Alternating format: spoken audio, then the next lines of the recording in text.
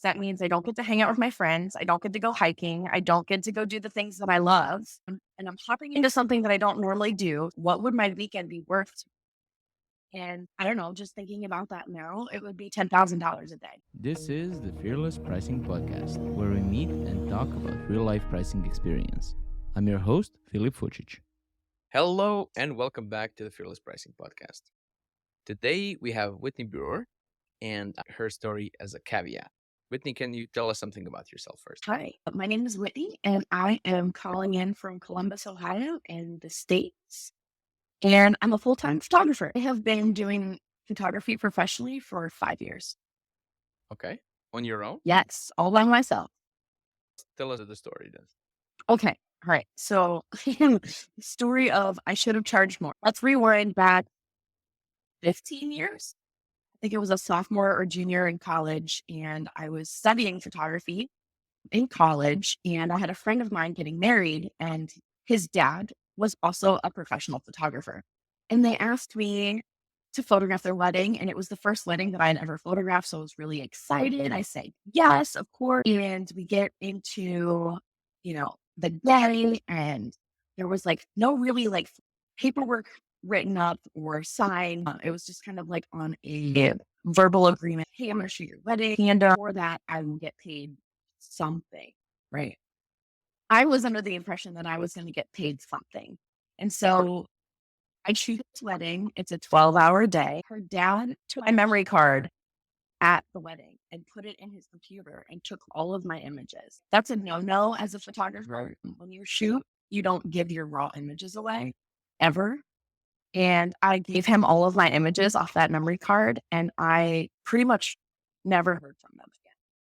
No money, no nothing. Looking back now, that's where my contracts were born.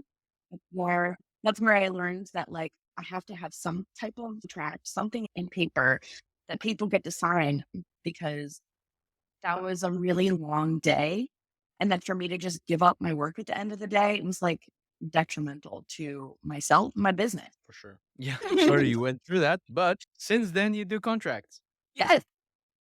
And people pay me. Imagine that. I do. Right. And this is a fundamental thing when you do services. You're going to be asked to do service as a favor, right? That's very often the case. Absolutely.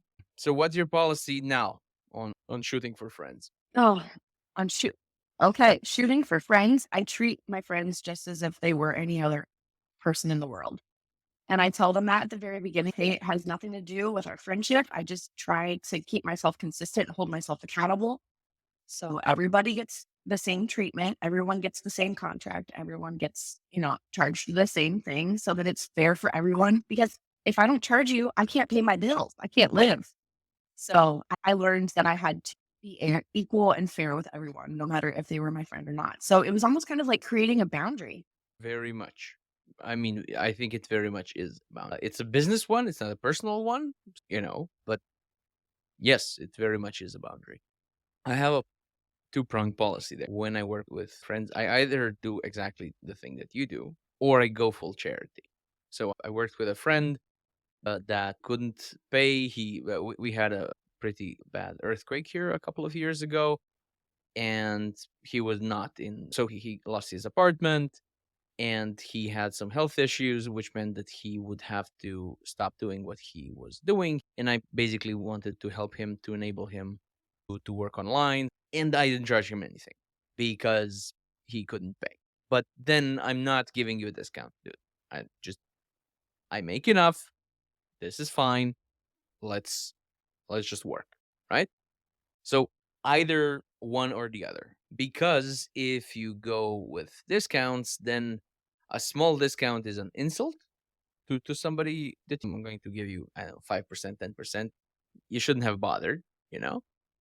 And if you give a large discount, then it's never large enough. So if I give you a 40%, well, you could have given me 50. If it's a 50, you could have given me 7, you know? Because you're obviously discounting. So why aren't you properly discounting? Which, so 90 sounds like charity. And some people don't dislike even that. So it's just one or the other. It's a 100% or it's zero. And, it's charity. It's fine. That's fascinating because I do both of those also, and I do a sliding scale for people. So if they can't, I also, much like you, like to be accessible to people because I feel like my work is transformational. Actually, I know my work is transformational. And so I want everyone to be able to access that. And so there are certain months where like I dip my prices way low that I'm like, okay, I'm gonna do a shoot for $200 that normally costs $1,500 because I want it to be accessible to those people. And then I also do it application based so that I make sure that the client is going to be, what is the word that I want to say? Receptive to the price, if that makes sense. So, like, it will create a win for them. It will create a win for me because I'm empowering a new client and working with someone new. And we never know what seeds we're going to plant when we work with someone new. So if it feels aligned and if it feels good for me, I will work with a client on a budget or like pricing payment plans. So there are ways I think to meet people where they're at, just like you said. Yeah. So I don't do sliding scale because no, because I have a bad experience. I call it quicksand because it's very hard to disentangle. Because I did that, so I'm not doing it now. I did that because okay, so I work with this organization at a 30% discount, and then they recommend me to somebody, and them starting from that 30% discount. And These guys don't even have a sense that I'm giving them a discount because that's your price. Now, could you give us a discount? And it's no good come out from that. So also when there's a discount and now there's something else needs to be done. So there's another project. Cool. But then it's so they perceive me not giving them a discount on the second project as me hiking up the price, which is not true. This is what I mean is it's very hard to disentangle myself from Mhm. those kinds of things. So So the one that you did for 200 as opposed to 15, I think that would fall under something that is called a cover price. So cover price is a price that everybody understands is not the price of purchase. It's just here not for people to abuse this. When Croatia was considered developing state before we entered the EU, we got free books from some charities. One of them was the American Saber Foundation, and you could show up in a huge space with a couple of thousand books that were donated, and you could take any book for I think it was $1.50 equivalent. These were new books stamped not for resale, donated.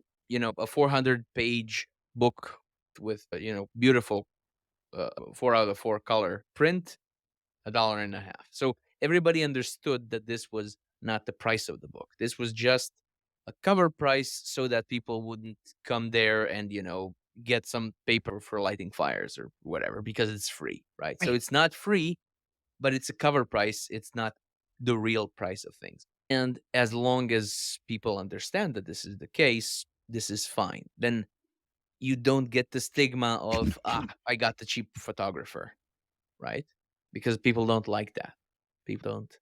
Well, So I don't feel like I cheapen the experience. So what I do is like instead of giving them a $1,500 experience, I give them a $1,500 experience, but I just shorten my time with them. So it's like a carrot that's being dangled in front of the this is a taste of the experience. If you want a whole one, come work with me. And it's happened before where my $200 clients will come back and they'll book a $3,000 or a $2,000 session because they got a taste of what it felt like to work with me. And they're like, oh my gosh, I want more of that. And so they save up to have the full experience. yeah, I have the toe dipping part in my own business.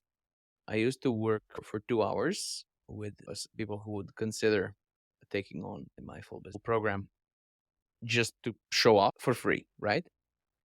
And then I stopped doing that and I made it a two-part experience because I felt sometimes I felt people taking advantage of this, you know.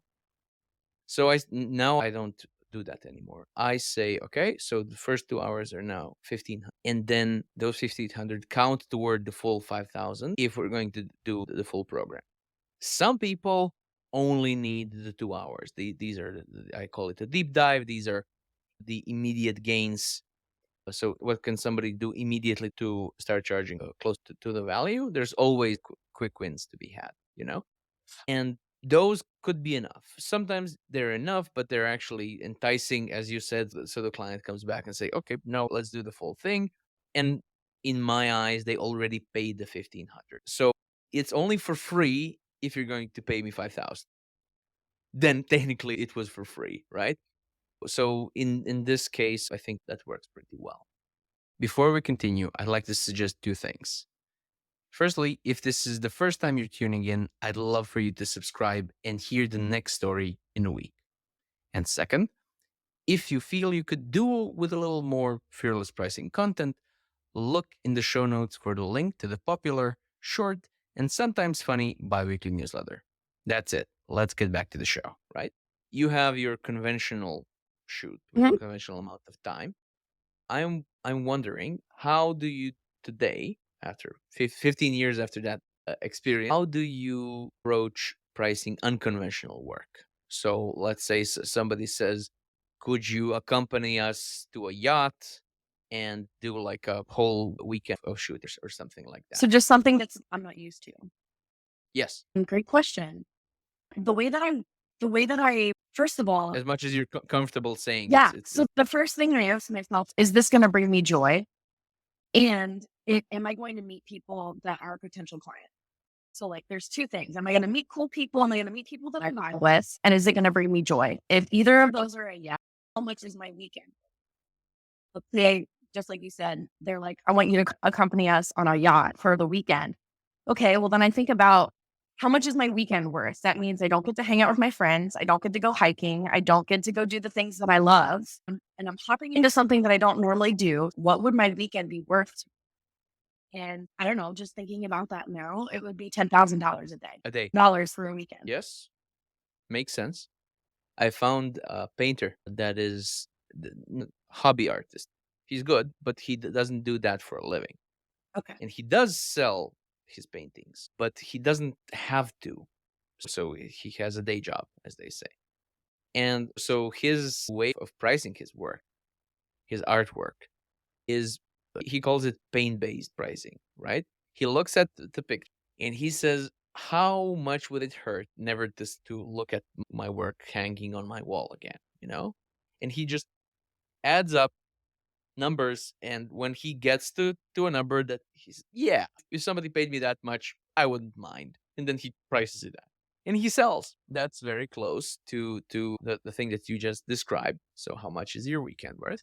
And I've seen people sneer at that because that's not an expense. That's not. Look, firstly, it is an expense, isn't it? My It's an time is expense. an expense. Yes, but even if it wasn't about time, it's about ego. It's about somebody wants to mess with how I like to run my life. So I don't like to work on weekends. Somebody wants me, I'm going to go a little overboard here, but it's kind of, without probably being this being the intention of somebody giving you a tip by throwing it on the floor and saying pick it up, you know it's like this has an ego cost. It has an ego cost. So that has to be reflected in the price. It simply does. I got invited to participate in pricing something out of Silicon Valley. And at first they said, our condition would be that you're here for 3 months. And I said, no, absolutely not. But we came to an agreement which would affect my life for a while because it's enough money.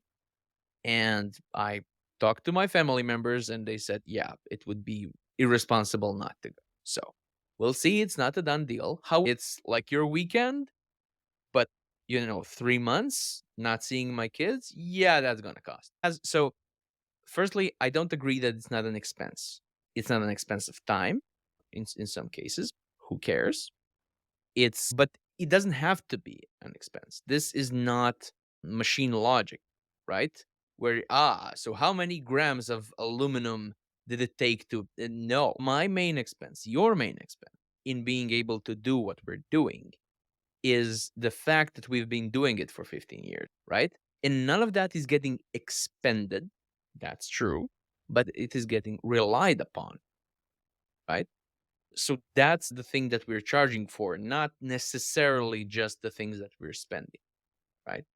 You're not necessarily. So if you get a new camera because you need a new camera, you're not going to hike up your price because now yeah, right? No, it's cost of doing business, and so and you're not spending your camera. I mean, you're working with it, and this is about the same. So it is cap. Let's say what we learn, but we're not expending any of it, and it's fine. And I get annoyed. I do get annoyed when somebody gets really, really high value from an expert by talking to them for 40 minutes and then say, how can you charge me $250? We just talked for half an hour. Yes, and you did, I don't know, your legal fees just dropped by 25,000. So Thousands of shut up. dollars. Right. So Oh shut up, my right? So yeah, I get annoyed at that. But okay, the loss is from the material world, the commoditized world, where what is being spent is the only thing that matters. But here we're not talking about that, right? So you use a studio and you use it for your equipment and you use your experience. You don't use up any of them.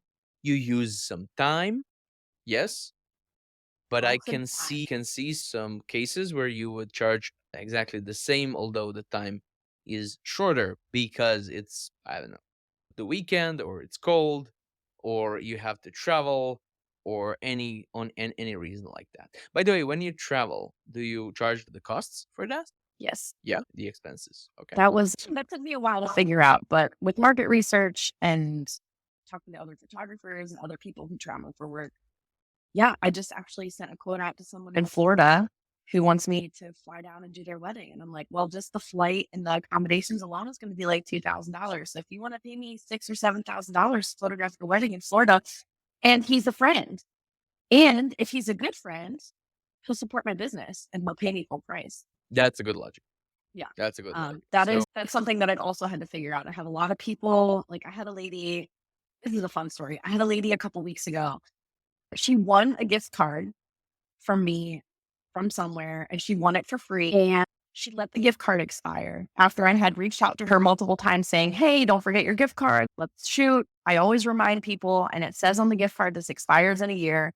And so she let her gift card expire and she sent me a message and she was like, hey, I want to use my gift card. So I looked back and I saw that her gift card expired. And I was like, hey, your gift card expired. And she was like, well, can you give me 50% off? And I was like, you want me to give you 50% off because you didn't hold yourself accountable to do the shoot when you had 365 days to use it. So she was like, can I just have 50% off? And I was like, oh my God, no, you can't. Because I don't give out handouts because you didn't hold yourself accountable. So no, I'm not going to do that. And then 3 days later, I had a woman who sent her quote for some brand work. And she sent me a message back and was like, hey, I just want to let you know I wasn't prepared for those prices. And I think you're worth every penny. And so I'm going to save up and I'll connect with you. And then hopefully the next year and we can work together. And Philip, if I didn't want to give that woman a discount right then and there, just because she appreciated my pricing and she was like, you know what, I want to work with you. And I'm just going to be honest with you, I can't right now, but it's something that I aspire to do. I want to call her and be like, hey, Kate, I'd like to apply to 50% discount that a woman asked me for 3 weeks ago. I'd like to give you that discount instead of her, just because it felt different to receive. Thank you for your pricing. And I can't afford that right now. Instead of thank you for your pricing, but can I get 50% off? Made you queen. Like who made you queen? What happened? Like, where did this entitlement come from? And it's crazy because this woman that asked me for that big discount owns a huge company and she gives no one discount. It's yes. What? So I had a client out of South Africa, a great client, and they were like, "Rand is pretty weak right now, so let us sell something and we can get back to you." And they did, and we did marvelous things together, right? So I have no idea what they sold, but that was like, okay, hold my beer, and yes, awesome. In general, I'm against. So this case where you said they already made their peace with the price. This is a different situation. But I'm in general against volunteering discounts. So I'm not talking about this because I'm saying in general. So the price is 1,500, but you can have it for 13. You saw that a million times. Because firstly, the main answer you're going to get for that is, "Oh, can we get a discount on that as well?" I just gave you a discount. Yeah, you didn't. Well, that's What you interesting. did, I've not had that experience. I've not had so when I give a discount, I don't have people ask me for more. if you Um, when you volunteer it, when you're the one saying, I don't normally volunteer it. So I was thinking that thought in my head because she would be a good client. That's what I was getting at. I'm thinking to myself, I like would I like to said, get that's her. somebody who already, like I said, that's somebody who already made their piece. So they already said, okay, fine. I had a case where somebody asking for a discount, and I said, I don't do discounts. He said, yeah, I know, but I had to try. And because I thought he would be a good client, I gifted him my book, my $560 book. I sent him that. I did something, right? I did something, but after they already said, yeah, okay, I know, just had to try. It's cool. We're still going to work. I still wanted to do that. So Yep. I did this. But I'm saying people have a habit of trying to leverage out, to fish out a sale by stating the price and then immediately going down. And this is not seen as a discount. You can call it a discount, but it's like those shops that always have a higher price and then crossed over and then a lower price. So immediately it's a scam, basically, right? So people don't see it as a discount. You can call it that, but people don't see it as that because what you actually did was you made an offer and then counter offered your own offer within the few seconds. And then, of course, people don't think that you are worth the price because you obviously don't believe it, right? Right. Especially the initial price. Yep. I had a very young lady. She was just out of trade school, and she wanted to ask for a paycheck, a higher paycheck. And I asked her how much she wants, and she said, some number, and then maybe a little lower. And well, I would be also okay with it. You're not going to get anything like that. It's just that doesn't work because you obviously don't think that you're worth it. And she absolutely was. She was along with her school. She actually on a position that usually takes two people for a year, and she didn't think. And anyway, it was funny because I asked her, "How soon do you think that you would get a new job if you left this one?" And she said, "Well, a couple of weeks, right?" And you're doing the two people's job because what? Because they can't find another person to do what you do for how long? For a year. Yeah. Who exactly do you think has the upper hand here? Because it's not the company. Because it's her. Yes, absolutely. But Like people are that's not prepared for this. So no. sorry, what did And you say? Want to say? no, I was just gonna say, I feel like you and I, the first time that we met, we actually talked about this and how do you feel in your field that pricing is directly correlated to how we feel about ourselves and how we value ourselves? And your answer was yes.